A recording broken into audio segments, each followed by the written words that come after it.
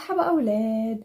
وصلتنا رسالة كتير حلوة، حبيت أشارككم إياها واسمعوا شو عم بتقول.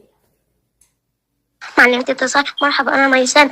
حقيقة أنا لما شفتك على الفيديو قررت أرسم زيك، وكاتبة من ميسان إلى معلمة انتصار الحبيبة معلمة انتصار، وحاطة حواليها كلب. اشتقت لك معلمة انتصار. حبيبة قلبي ميسان، وأنا كمان كتير اشتقت لك، واشتقت كمان لكل الأولاد. حبيت رسالتك وحبيت كمان الرسم اللي رسمتيها، والتلوين كتير حبيته، طلع ظابط أكتر من التلوين اللي أنا لونته. والقلب اللي عملتيه والرسالة خلتني أحس كتير إحساس حلو، عشان هيك أنا شاركتها. بدي أقولك إنه أنا بحبك واشتقت لك كتير، واشتقت كمان لكل الأولاد، عشان إسا في حرب والأشخاص اللي بحبونا كتير بحاولوا يحمونا. إسا بهالوقت نكون موجودين بالبيت أكتر آمن من إنه نكون موجودين بالصف.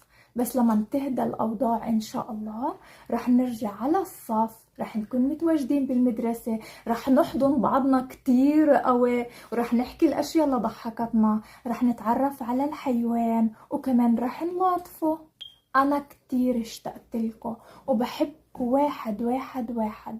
بعرف في أولاد خايفين، أنا هون معكم ورح أضل قريبة منكم، تسمعوني وبتشوفوني بأي وقت بدكم. كمان أنا أوقات بكون خايفة، تعرفوا شو بعمل؟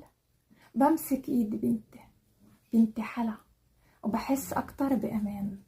وكمان بلون، بجيب التلوين وبلون. بتعرفوا قديش كنت أضلني أحكي لكم إنه لما نلون بنكون كتير هاديين. بينفع كمان تجيبوا تلوين انتوا وتلونوا.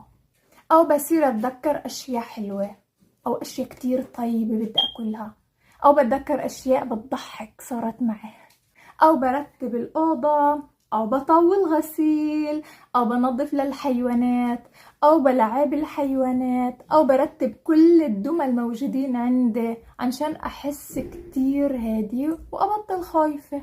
ميسان حبيبة قلبي، شكرا كتير لإلك على الرسالة، لأنها خلتني أحس كتير حلو، وخلتني أتذكر كمان الصف وكل الأولاد اللي بحبوني وبحبهم. كتير اشتقت لكم وكتير بحب